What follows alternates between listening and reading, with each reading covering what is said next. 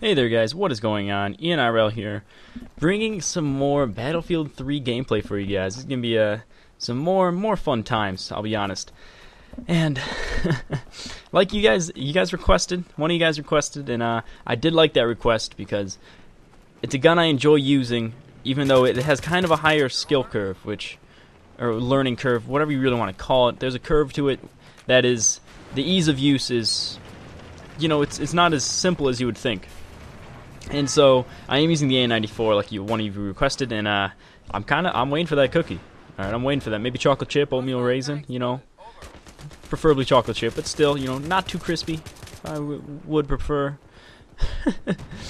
Oh, I'm kidding. I don't actually want any food from you guys. I mean, that is a tempting offer, though. I will be quite honest.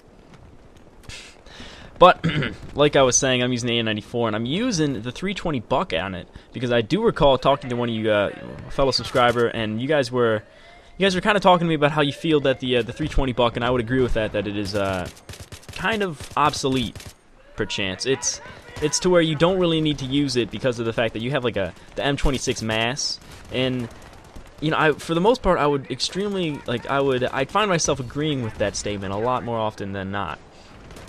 But it's just interesting because I don't know. I feel that the M26 mass, it kind of has this kind of shoddy, which is it's kind of a pun, has a shoddy like range of killing. I feel like I don't get the proper amount of kills with it when I use it. When I'm close range and I get a shot on it, I just feel like maybe the spread or something with it, I just don't get that well of a kill with it as well as I do. I feel like when I use the 320 buck, it's a guarantee that if the guy's close range and I get the shot off, he's dead.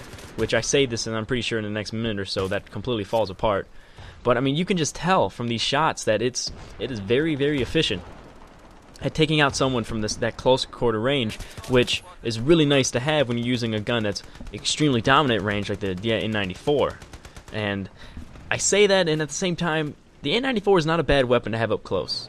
I mean, even if you're not rolling with the laser sight, if you have a good trigger finger with this weapon, God, it is deadly. It is. You can just, if you're fast enough with it, you can drop someone close range if you catch them off guard. If they have the drop on you, you're probably going to get killed. But that's kind of why I call this like my triple threat class. I've used it a few times on different classes. I kind of roll sometimes with the AK-74 with this, and before I even say that, it's always hard for me to abandon the medic bag. All right, I can never usually abandon my med kit. I really enjoy using it, and I feel it's rather dominating, and it's one of or if not the most powerful specs to have, or not. I guess it's not a spec, but kit items to have, really. And I run out of ammo here and just kind of freak out. I think I should use my shotgun, and I end up whiffing and causes me to die. That's a bummer. But you're going to notice throughout this match, before I go back to my topic, when I die, we usually lose the base I'm guarding.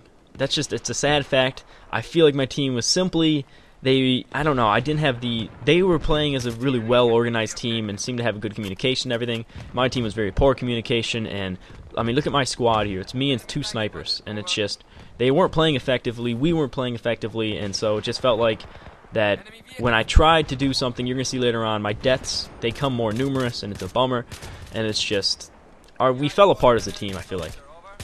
Not spoiling the end or anything, but this match does get very intense for a while. But back to what I was trying to talk about the whole theory of the med kit being one of the most powerful items to have in your thing, just because of the fact that you get shot, you drop it down, you can stay in a gunfight and keep shooting at someone while you're healing. And it's just something that if they're an engineer and they're putting fire on you, but you get a few shots off, they're going to be hurt and you're going to be healing. I mean, it's essentially like they have to unload the entire magazine to kill you again, just because you are now back either close to or at full health. And I take another guy out with that freaking buck. I love that thing.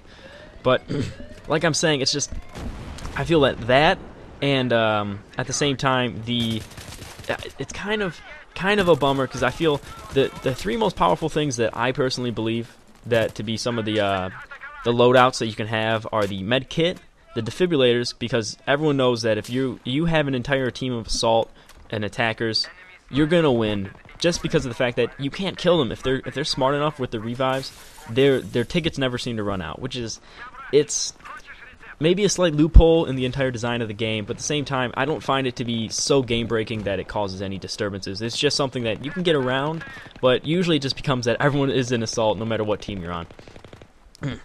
But the third one, which people might be a little shocked by this one, I think is the spawn beacon. Personally, I find the ability to choose where you're going to spawn, maybe if you get one person that's alive that can then move around and flank the team, and they're just happen to be running, let's say, a PDW, you know, they have some sort of, like the P90 or the MP7, and they're rolling with that, and they're able to get behind enemy lines and set up a spawn beacon, you can have your entire squad spawn off that, and as long as they stay alive, or if they spawn in and throw down another one, that is just a constant annoyance. If you get 2 squads that can run with that, that is going to be very, very difficult to counter. And if you combine that with the other things I'm talking about, you know, assault kits with the defibs and everything, you have an extremely lethal thing, extremely lethal squad, and I feel that it's kind of made the sniper class more effective in every encounter, just because of that, the spawn beacon. They got rid of mostly of the aggressive sniping with bolt actions, which that's a touchy topic at the same time. I mean, yeah, they kind of got rid of it, they kind of didn't. It's really up for debate, but at the same time, minimizing the ability for that and making it a little bit more difficult, and then giving them something like a spawn beacon that can make them a kind of pinnacle part of the team if they're not camping like little douches, which they often will do, really makes this just overall a very effective squad, which you don't see a lot of people run with, but I prefer to have at least one sniper usually in my squad. Sometimes, you know, it's debatable if it's beneficial or not, but if they're not running with a sniper rifle and they're running with a PDW, hell yes, I will want them on my squad 9 times out of 10. But now that we kind of got that random rant out of the way, I was talking about the triple threat, which is, you haven't heard me usually call anything like that, and I don't think I post a lot of gameplays up with it, just because of the fact that I've been trying to shy away from it because of the whole, what caused that previous rant is the fact that I'm in love with the medkit. But when you don't roll with the medkit, and let's say you roll with the, let's say, maybe the 320 or the 320 buck, even the smoke, you really have a triple threat there. You have, if you roll with something like, let's say the Scar L, which is not all people, okay, we'll go with the AK-74. Alright, AK-74M is an extremely versatile weapon, very good at range, and it has, you know, its flaw is close range. So if you roll with something like the buck on it, and you're able to take people out close range, you're going to get that initial first person with it. I'd say, I don't want to say 9 times out of 10, because that's exactly what I said last time. 90% of the time. Look at that. Different statistics that mean the same thing. I am a genius. But again, watch this. I'm going to get killed here, I'm pretty sure. I get killed soon, and I just burped. Excuse me. I get killed here, we lose the base. That's what kind of happens around this area. But like I was saying, that if you roll something that's, you can get that guaranteed first kill usually with the buck, which, I mean, you can't really argue that you will usually get the first kill on that thing, no matter what. If the guy turns the corner, you shoot him with that, he's done for. And then let's say you followed up with the Glock or the 93R, which I find to be one of the most lethal pistols you can have, or even the 1911, which coming the latest patch gets its buff, and that's going to be hell of a nice weapon to use as well. You have essentially, you have a guaranteed first kill and something that can easily mop up close range. 93R easily will mop up anything close range, any problems you might have. Now, that's just, to me, it's a triple threat. You have a guaranteed one guy turning the corner on you, surprise. Let's say he's trying to flank and he's a surprise kill. You shoot him with the 320 buck, he's done for. Now let's say you've kind of gotten used to what's happening and everything, and I fast forward this part because I end up needing ammo, switching squads, all that crap, and the support guy that I'm trying to get ammo from is a complete D-bag and doesn't even give me ammo, and I end up running out soon enough.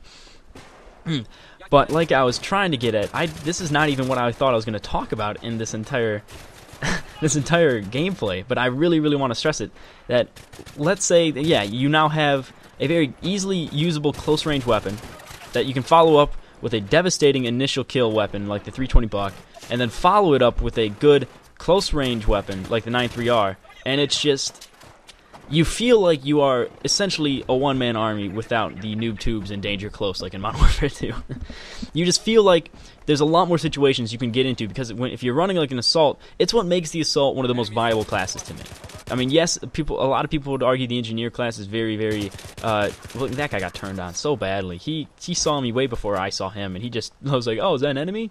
But, like I was saying, it's just really, really an underused thing, I think. A lot of people, you know, they don't use all 3 weapons as much as they can. Usually, someone's in a firefight, they will shoot with their main weapon and reload it, and then get ready to go again. Unless you're a light machine gun, usually you have to have a good pistol, because you run out of ammo with that thing and you're in a close gunfight, you are going to be seriously screwed over. But finally, right here, look at that. I finally take this guy out and get some ammo for my AN-94, because I don't want to abandon it so much, because I really want to demonstrate its ability and everything for you guys, because you're the ones who requested it, and it's one of my favorite weapons, so I cannot complain about what you guys request to me. I actually, you know what?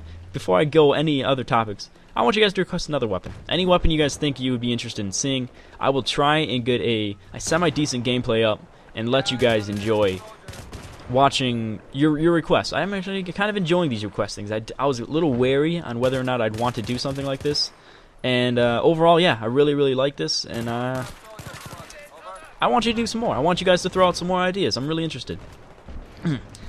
But that's a good kind of a segue. I was talking about how this match, you see me doing a lot of good killing, and a lot of overall I'm playing very well, but I don't do the best KD, and I could have uploaded a much better gameplay. I think I had one that was like, you know, it was like 19-2, but it just felt a little too campy. It was another defense game, and it just felt the attackers, they weren't able to actually get us. They were never actually you know, kind of that front line. They were never really able to get past it.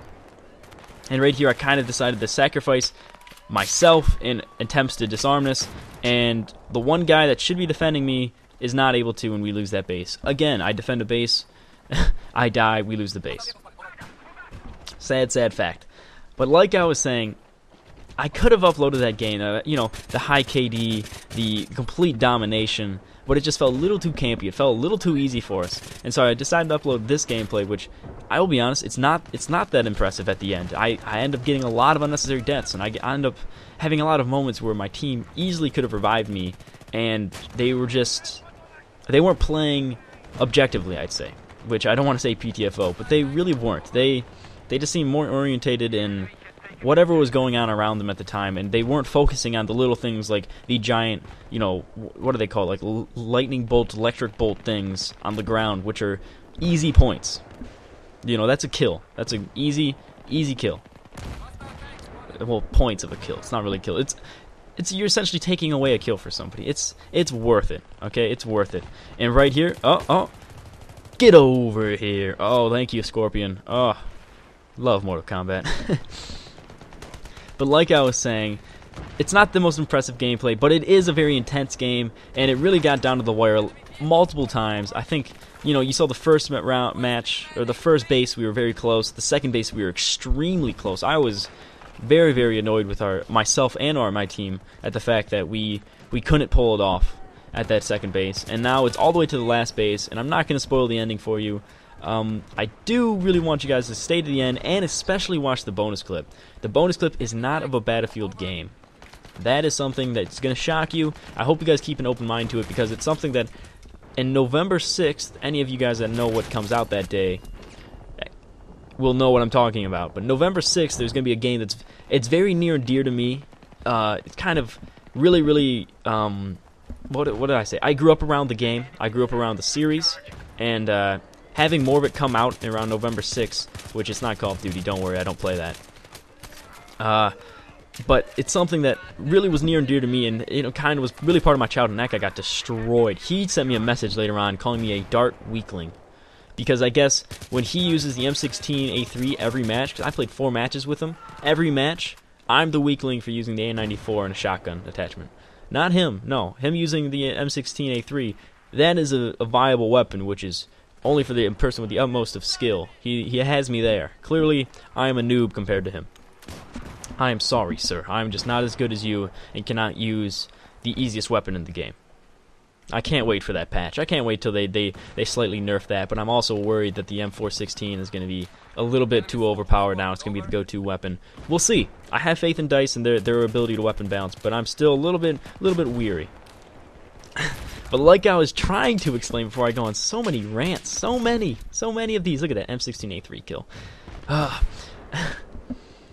But the bonus clip is just it's something I want you guys to keep an open mind to. I'm thinking about maybe gradually showing a little bit more off to you. Really, you don't have to worry about it. Battlefield is always going to be my major game, and it's always going to be seen. And if you guys are against the game being shown, then maybe I'll just live stream with that game and upload Battlefield. I really want to keep a balance to where you guys enjoy what you're seeing. I try and take out these sniper guys right here, which they get smart. I get in hit markers, and then they kind of go and hide in their shack. I mean, they're snipers. That's what they do.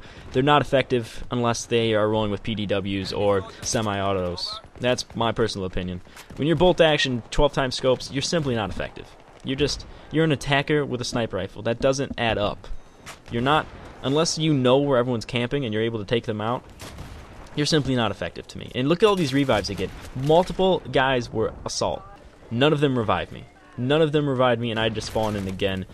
Just so unnecessary. So many people were assaults, and they just kind of ignored us. It was a heartbreak. A heartbreak to see my team kind of fall apart like that. But, yeah, I think I touched up enough. I think the bonus clip you guys are now probably either know or hopefully open-minded to. I really, really want you guys to know that just because I enjoy the game doesn't mean you guys have to enjoy watching it. If you don't enjoy watching it and you simply don't want to see it at all, that's fine, and I can respect that. I mean, I'll work around what you guys want to see, because I'm always going to have Battlefield up because they're going to have so many gameplays and so many DLCs for it, and I'm also a little bit interested in Medal of Honor because I did enjoy the first one. I just felt that it was broken, but overall the gameplay of it was very fun. So a lot of things, it's not Medal of Honor. The video that the bonus clip is not Medal of Honor. That I can tell you because that's simply not out yet. I mean, I'm interested, but again, this video is going to wrap up very shortly here. And anyone who's good at the math and the ability to see what I'm talking about, we don't win. The amount of kills that we need in the next minute, because the bonus clip's a minute long, we don't win. We end up, I get killed, we lose the base. It's an interesting theory that I've been stressing this entire time, but it's really, that's the heartbreaker to it. I end up getting killed, we end up not being able to win it, and it was a good match though. I can't say that I wasn't happy with the game. I just felt that we should have won this. That there's multiple instances where we just simply didn't play well enough to where it should have been a game that we had, again, guy run around that same corner. What are you thinking? I'm going to shoot you in the 320 every time. But like I said here, we're going to fast forward this. We end up losing. I hope you guys enjoy it. It gets a close one again. Look at that. 8 kills. All we needed. Another close ending. And I thought we were going to have it there, and we don't. You're going to see my KD, whatever it is. You know, I tried carrying the team, I tried helping, and we simply weren't able to pull it off. It was a good match all in all. I hope you guys enjoy it. I hope you guys enjoyed the whole commentary, and remember, triple threat. It is very underused. But it's ENRL, guys. Hope you enjoy it, and see you later.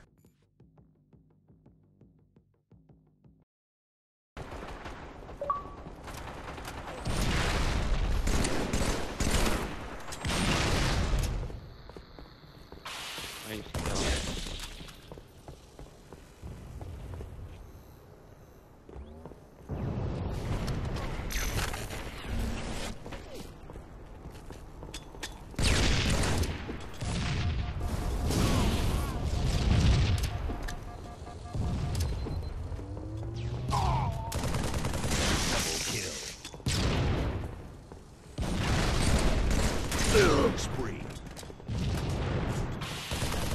Double kill.